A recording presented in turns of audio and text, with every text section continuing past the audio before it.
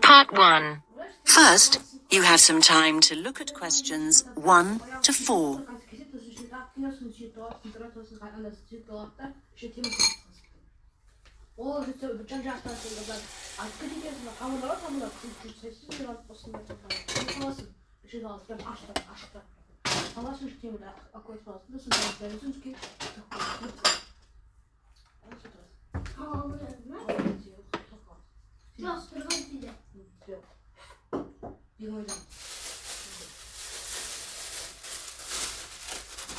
Oh, hello. Look, I used one of the cars earlier, and I want to complain. I'm not one to make a fuss usually, but this isn't the first time there's been a problem. I'm getting... I'm sorry to hear that. Can I take your membership number first? Yes, it's 520016. 520016. Is that Julie speaking? Yes, Julie Gold.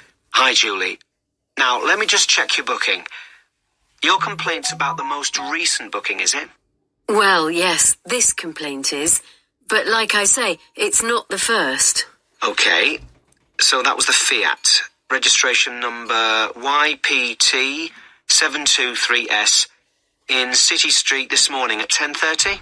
Yes, that's it. But no, I think it was the car in Baker Road. My records say City Street. That's the grey Fiat. Oh, yes. Baker Road was yesterday. And that booking was fine? Well, yes, that one was. Good. So what exactly was the problem today, then? Now you have some time to look at questions 5 to 10.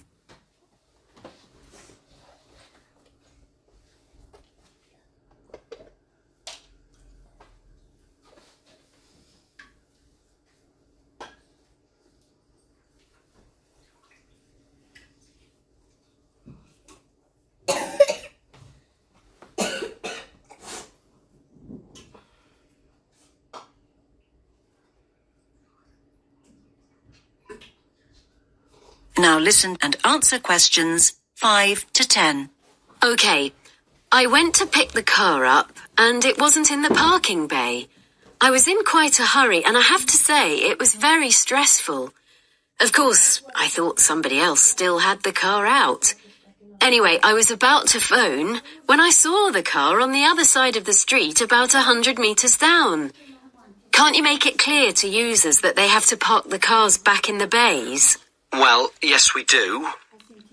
If I had to guess, I'd say that the previous user left it there because the bay was occupied. We'll phone to check and find out, but that's the most likely explanation. But people aren't supposed to be occupying the parking bays, are they? Well, no, but they do. They usually think it's okay to park for a few minutes. Well, in that case, shouldn't members wait until somebody comes back to get their vehicle? I mean, in that situation, I always hoot and keep on hooting to alert the car owner to the fact I'm there and that I expect them to move. It usually takes only a few minutes. I wish people would show a little more patience. As I say, I'll phone and... There are other things I want to discuss. When I did eventually get to the car, I was shocked at how filthy it was, both inside and out.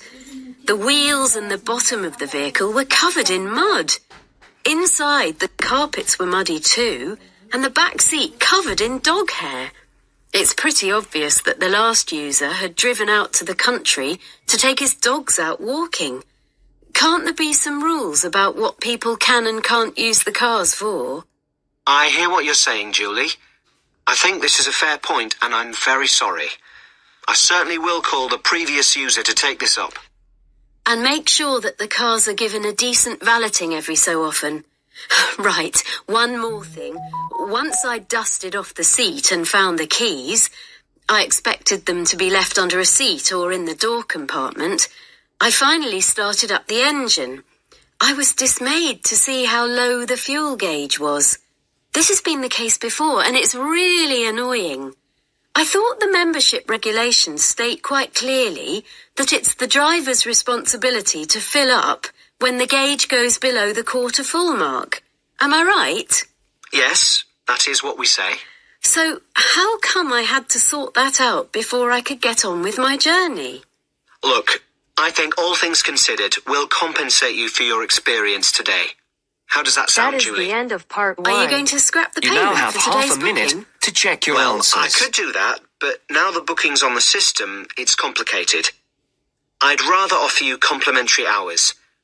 Today's booking was for 4 hours, so we'll say you have 4 hours of uncharged usage taken off your next bill. But what if my next booking is for less than 4 hours? Don't worry. The booking will not be charged and the remaining amount will automatically go forward to the booking after that. All you have to do is key free hours into the comments option when you make the booking online. Okay. I guess I should say thank you, but I'm still very cross. That is the end of part 1. You now have half a minute to check your answers.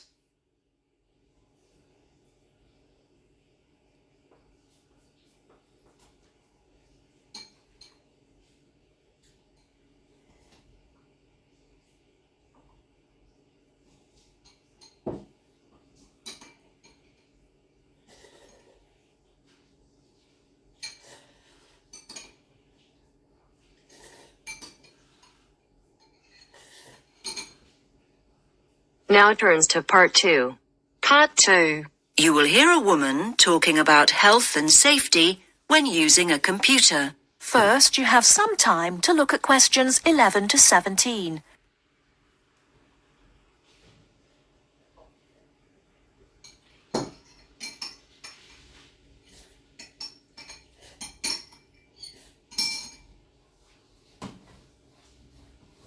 Okay, you're in the lobby.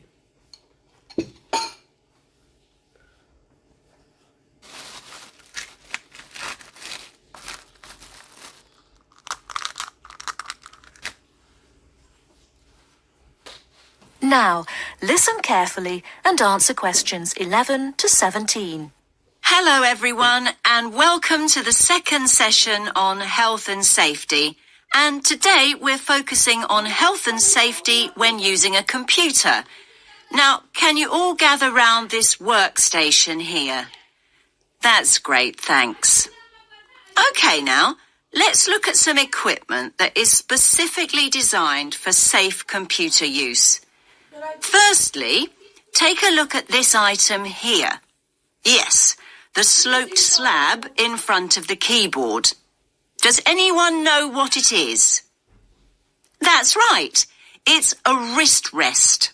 And it does a lot more than take up room on your desk, I can tell you. Well, what does it do exactly? In actual fact, it's specifically designed to support your wrist when you're typing or when you're using a computer mouse. Now, the one I'm holding in my hand is made of foam rubber. Come on now, have a feel. You know you want to. Now, it's very flexible, isn't it? The padding is firm, but it also gives way when you press it, just like this. Here's another type, by the way. This one is filled with gel.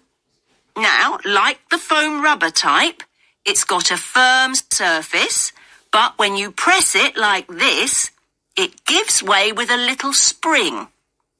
However, not all wrist rests are flexible like that.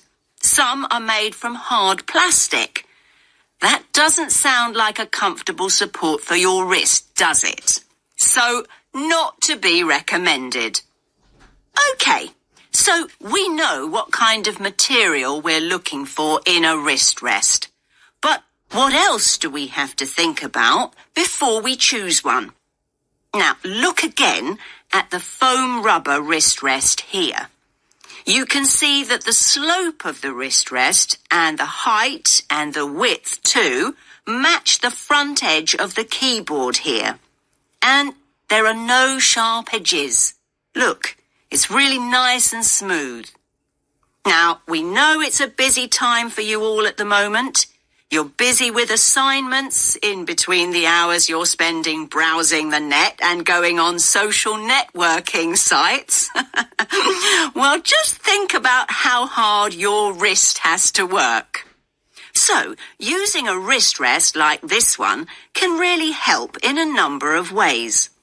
First of all, it helps you keep your wrist straight when you're using your computer. I'm demonstrating this now.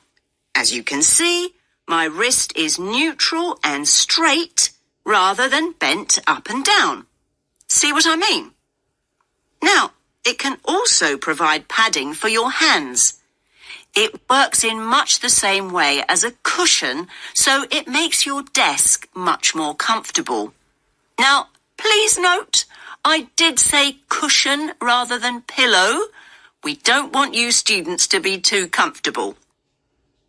Another advantage of a wrist rest is that it stops your hands from dropping off the edge of the keyboard. A wrist rest can also relieve tension and soreness in your neck and shoulders. And how does it do that exactly?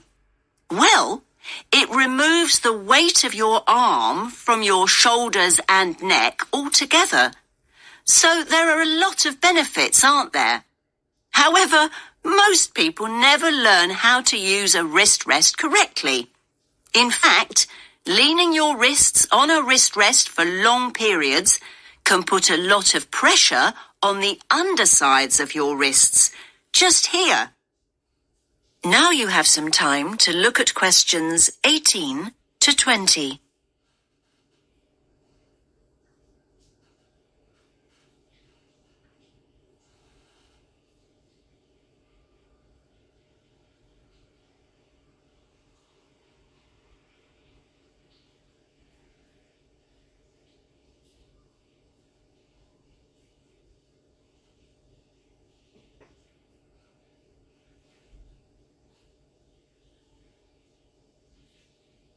Now listen to and answer questions 18 to 20. So, to make the most of your wrist rest, it's really important to follow a few basic tips.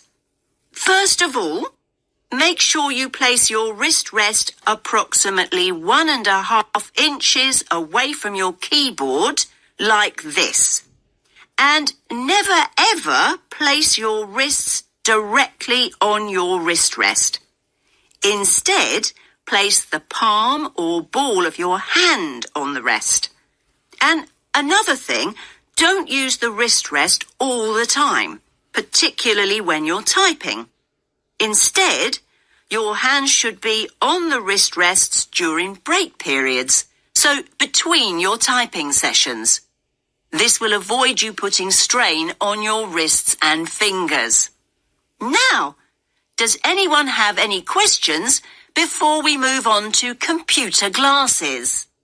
That is the end of part 2. You now have half a minute to check your answers.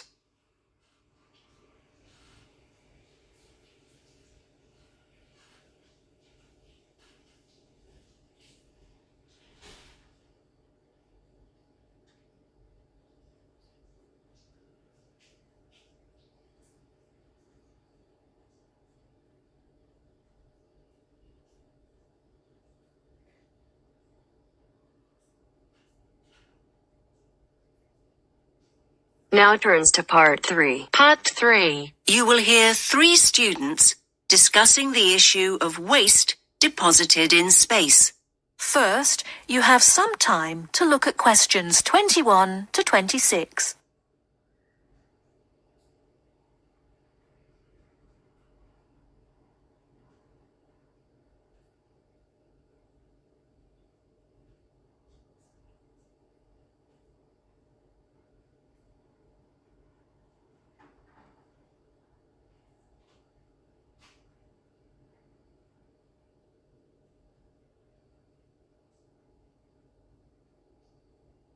Now listen and answer questions 21 to 26. Hey, did you manage to go to the talk by Dr. Chadwick this morning, Andy? I was there. What happened to you, Sam? My bike had a puncture. Seriously. Anyway, Ruth, I bet you took some notes. Can you fill me in? Sure. It was all about space junk. Really interesting, actually. I mean, I knew about how much rubbish humans are dumping here on planet Earth, but I had no idea how much junk there is flying around in space. Did you know that there are literally millions of pieces of rubbish orbiting the Earth as we speak? Not until now, I didn't. They reckon that around 100 tons of very small objects, like mainly dust, drops on Earth every single day. Yes, that's what she said. I thought space junk was all man-made. I can't believe they know so accurately how much is actually out there. Do they track and monitor it all the time? Yeah, they do.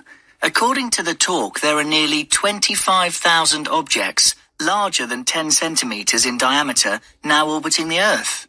And what does all this space junk consist of?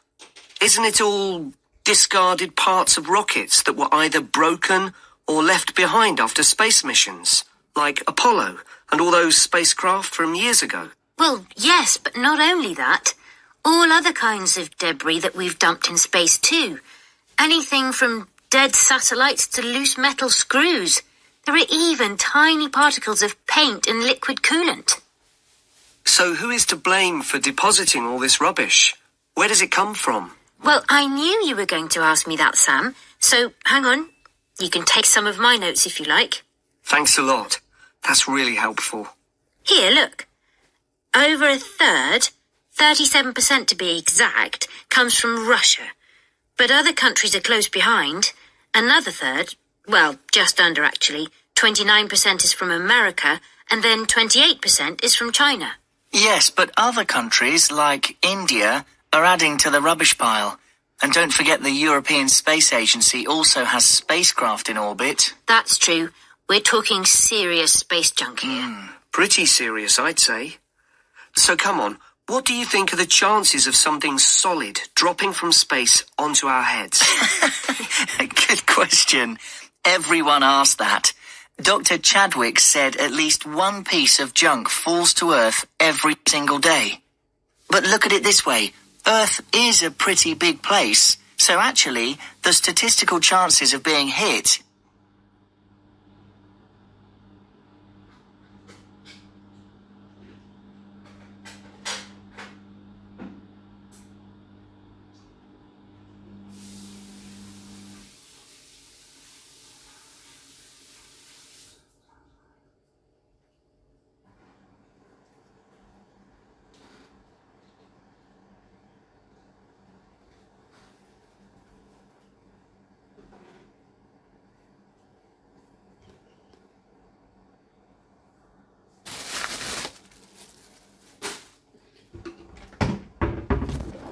to 30. So are you saying I'm more likely to win the lottery? Well, just think about it. 2/3 of the Earth is ocean. That's true. But in time, almost all these pieces of rubbish will fall to Earth because the object's orbit is decreased by its gravitational pull. But the good news is that they don't cause any serious damage. You know, they can't actually survive the heat generated on re-entry. They simply burn away. But that's not always the case. There are exceptions. Chunks of the United States UARS satellite recently fell into the Pacific Ocean. The UARS satellite? It was this 6-ton satellite launched by the Space Shuttle Discovery way back in 1991. So it had been up in space for 20 years, but stopped working in 2005. It weighed 5,700 kilos. And that's about the same as a double-decker bus, apparently. And, just check my notes. Here it is, yes. The largest of these great big chunks that fell into the sea weighed about 158 kilograms. Think of the weight of an adult gorilla, Sam, and you get the picture. A nice soft landing, then. Dr. Chadwick said, imagine a couple of washing machines tied together and travelling at 100 miles per hour, and you'll get an idea. Oh, and do you remember Skylab? That was another US space station, and it fell to Earth at least 3 decades ago, in 1979. It fell into the Indian Ocean and the deserts of Western Australia. According to what I wrote down, that particular space junk weighed 100 tons. And let's not forget Mir, the Russian space station. Mir weighed 135 tons, far, far larger than UARS, and it fell to Earth in 2001. It plunged straight into the South Pacific. All very interesting. Listen, I've got some junk of my own to sort out. My bike. That's the second puncture this week. Come on, I'll help you fix it. That is the end of part 3. You now have half a minute to check your answers.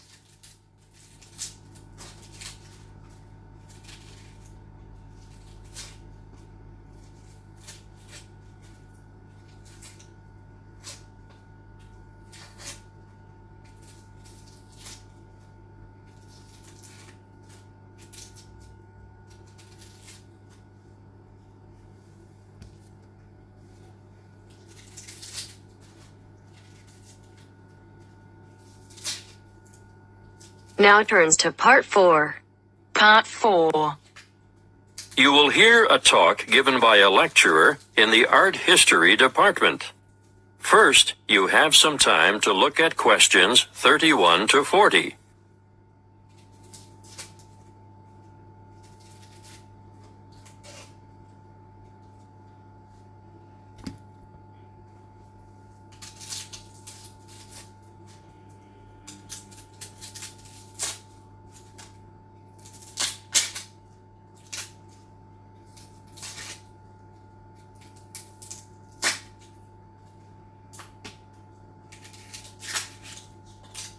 In this lecture today, I'm going to introduce you to an American painter, Charles Willson Peale.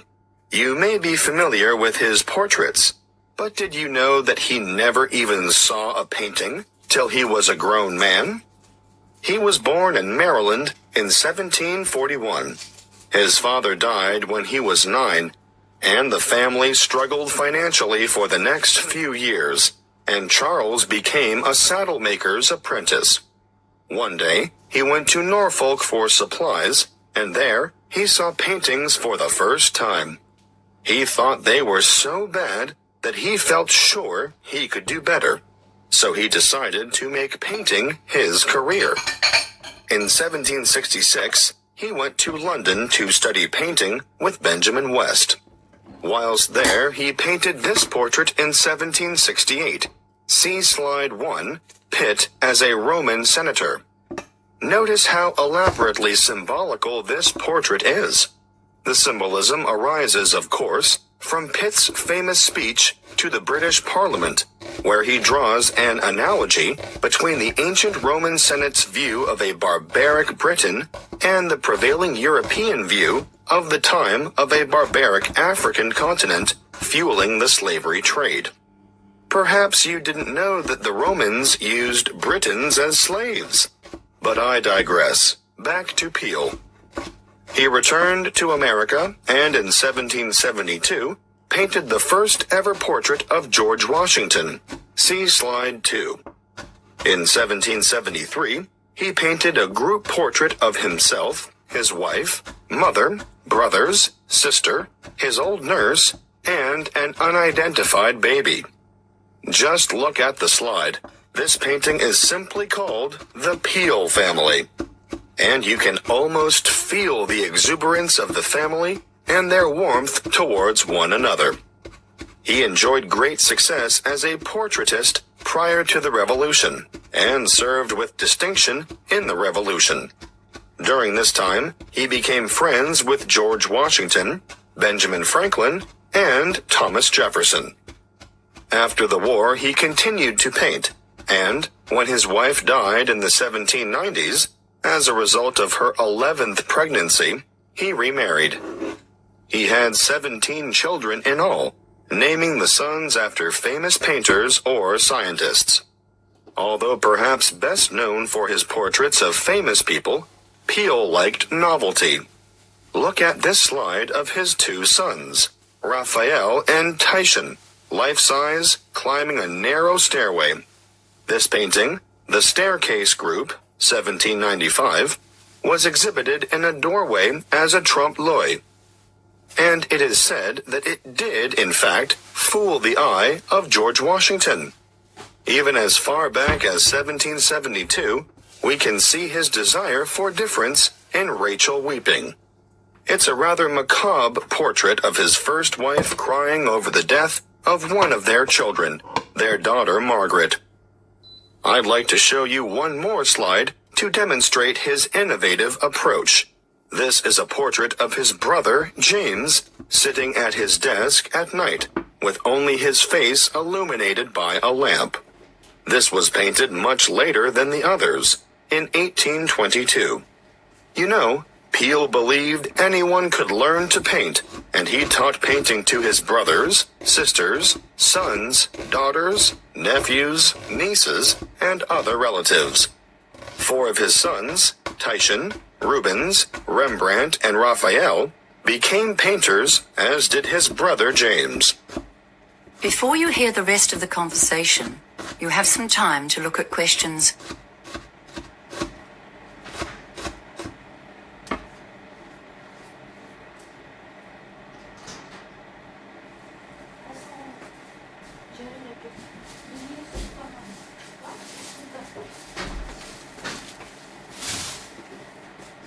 Kurtkan çeşitler tez sabahın bu kadar kek cübür. Bunu.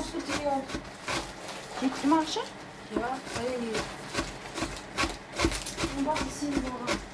Before I finish, I'd like to tell you a bit more about Peale. He was active in politics for several years, and throughout his life, he maintained a lively interest in many branches of science. He was also an inventor who gained patents for a fireplace, porcelain false teeth, and a new kind of wooden bridge. He collaborated with Thomas Jefferson on what was known as the polygraph, a kind of portable writing desk. But it wasn't any ordinary desk. This one could make several copies of a manuscript at once.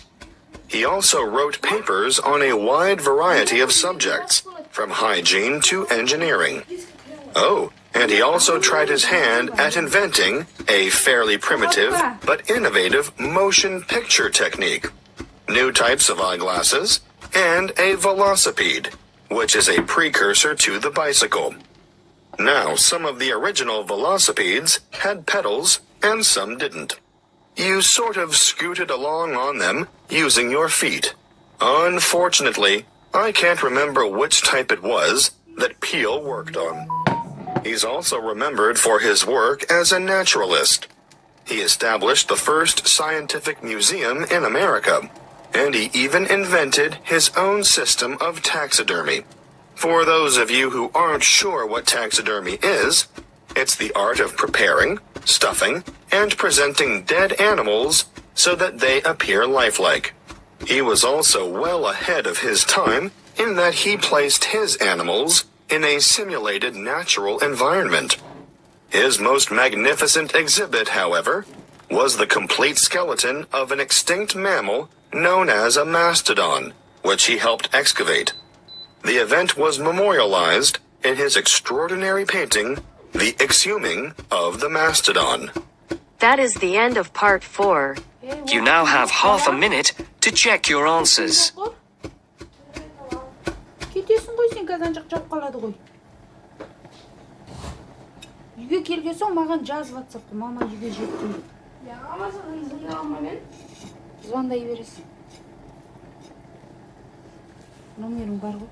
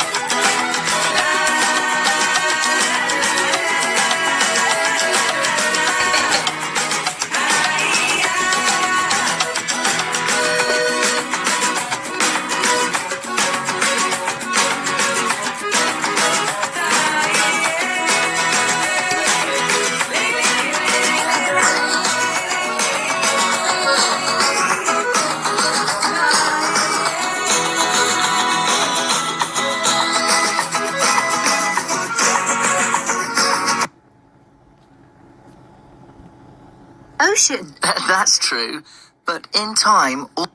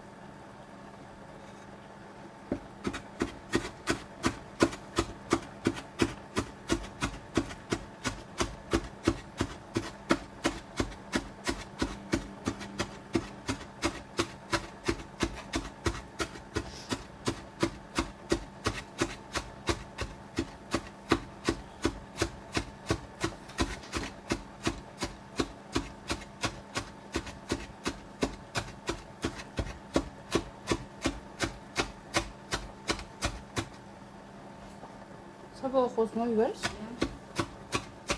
Бәрін Google переводпен айдатпай слауырлар жаттасаңшы.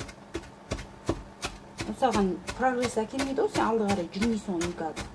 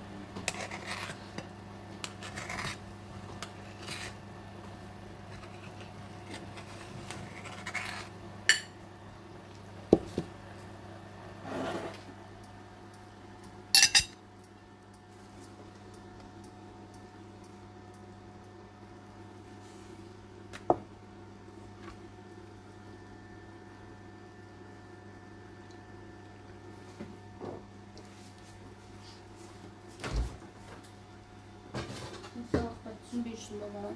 Burası oğlum.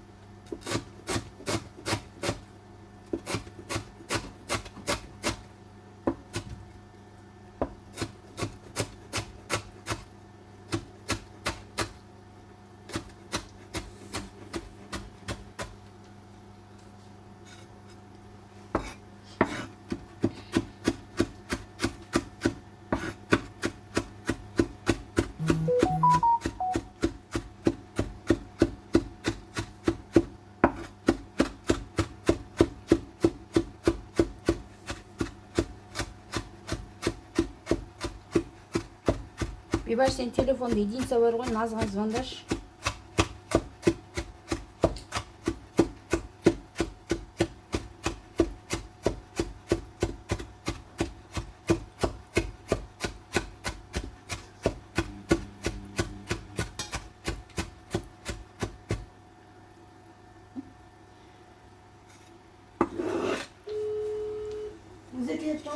Я Наз деп тұрады, білмеймін. Алло? Наз, қалайсың? Дауысын шығаршы, мен сөйлесем. Наз! Қай жерде кетіп барасың? Дауысын шығар. Қай жерде кетіп барасың? Ана неге келем қазір? Остановкаға? Жоқ. Автобустасың ба? Я Жұмабаева жақын сыртында қыз. Жоқ, Жұмабаева кез келем. Маған тыңдаш. Жұмабаеваға келесің, уже жетіпсің ғой. Сабаққа бардың ба? Жоқ, әлем. Жоқ, сен ана Шарапайға бардың ба дейін? Оқыдың ба? Балаларың бәрі кеп ба? Болды, жарайды, қазір жетіп алған соң маған айт. Давай. Давай.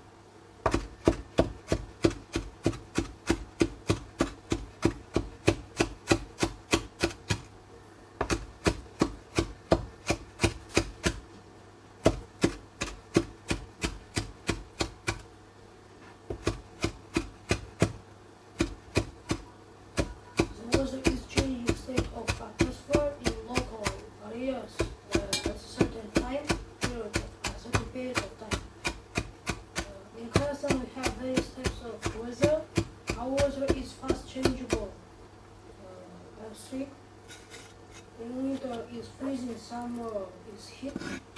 I love windy weather because it is not so warm and not so cold. This weather gives us more motion and it really happened. Last I saw it in the end of summer. I'm happy about our weather because some countries is in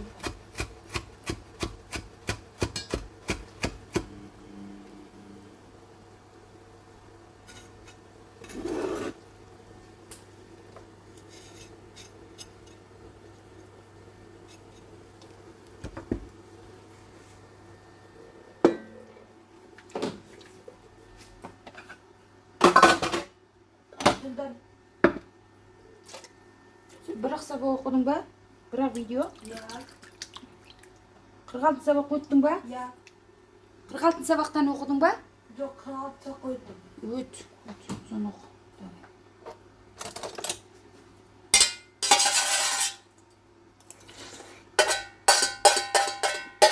Şunu oku diyeceğiz.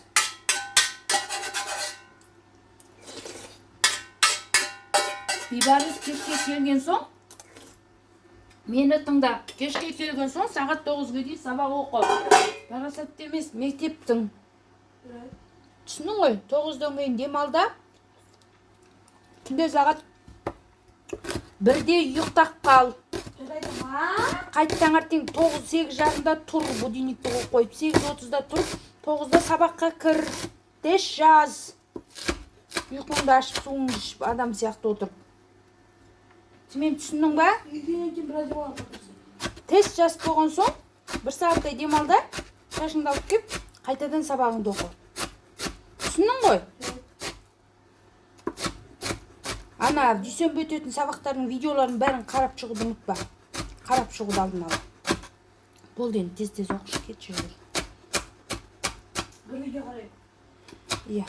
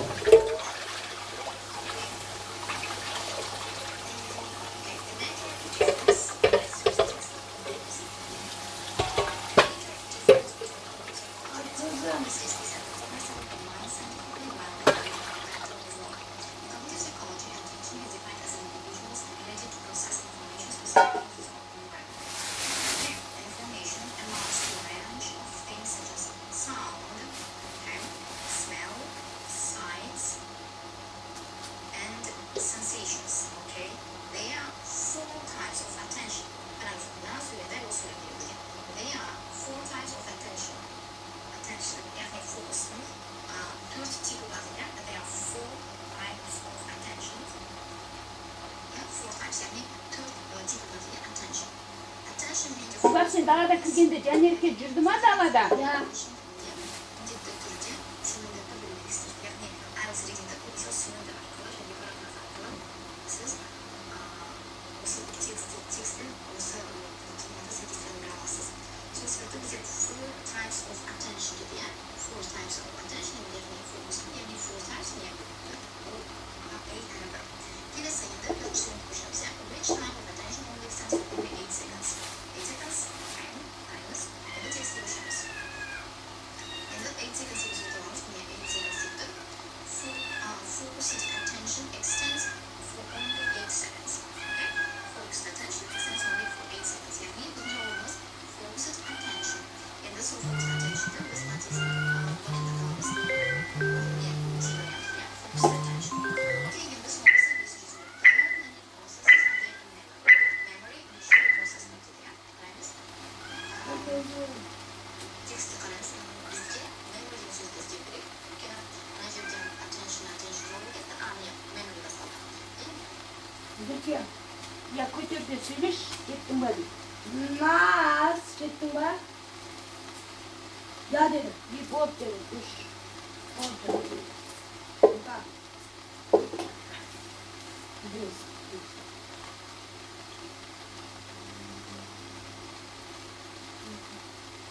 There are three main processes Dina.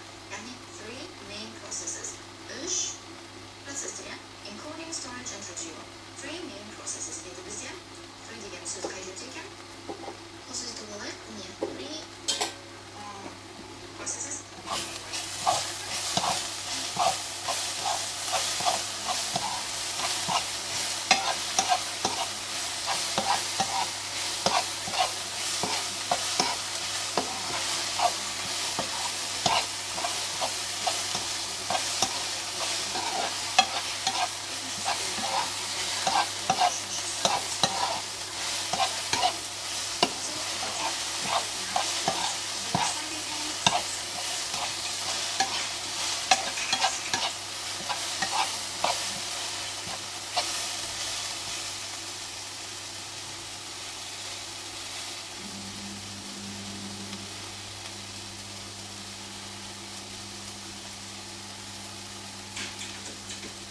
Yalnız onlar болғанмен бізге сөйлеуді өте жақсы.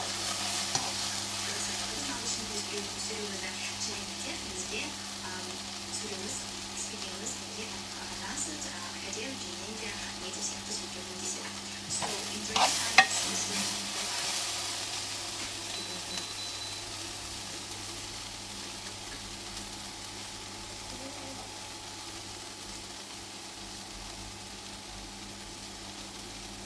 Болды.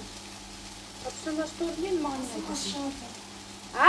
Тапсырмасы жоқ. Жоқ па не? Я. Онда есіктің алдынан қағып әкеп бер де кет жүгір. Кілтіңді ғана алып ал да бар да ана қағып әкеп бер осымен де бара бер. Трикоңды ғана ауыстыр, кетер кезде ана қалың трикоң киіп ал, дала суық шығар. Ақты. Дала суық. Алым шыда.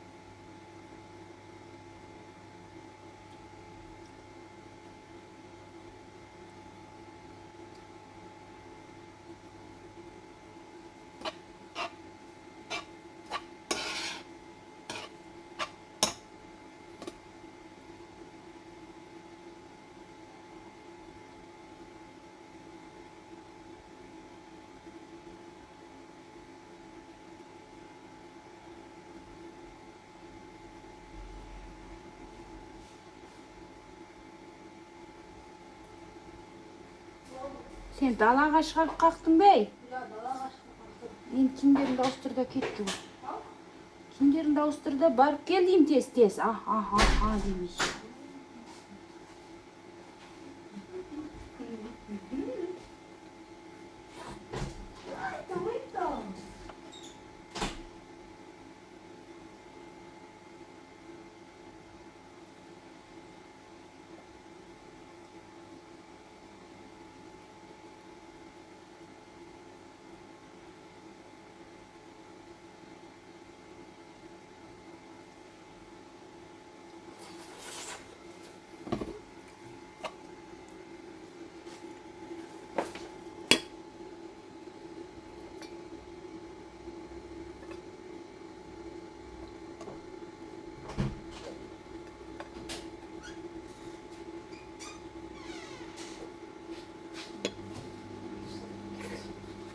Akama. Бұтыңа қалың трико ки, бейбарыс тоңасың. Ішіңе ки тошып.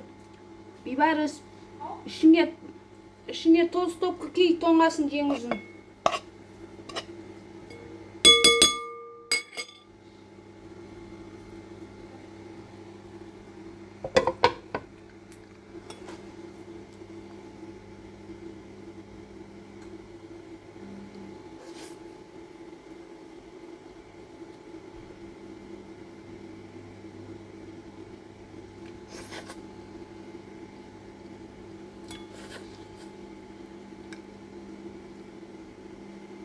Aslında kalp var.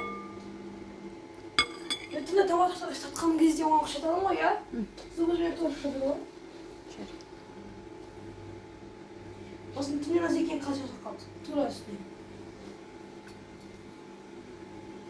Köşekte simep ba? Ha? Yok. Ama da tırtta. Yattı onu ya. Aslında tırtta nasıl iken kaçacak kaldı. Turası.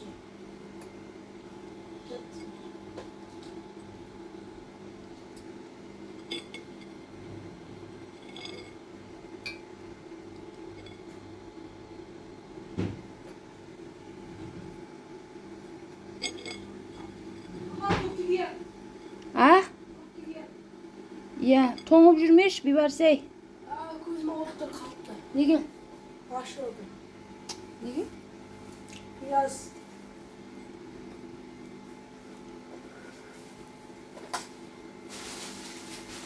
Toңып жүрме, бейбарыс. Aslında kul kısa kaldı o. Kullar koyunca at kısa kaldı. Анда бұтында триконы ауыстыр. Или сыртынан кие сал қалың триконы. Бұтын жүрмеш.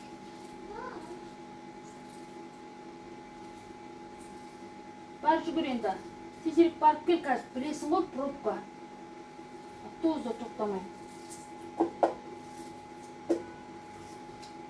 Оңайыңды алай. Автобус отыра алмайсың сен.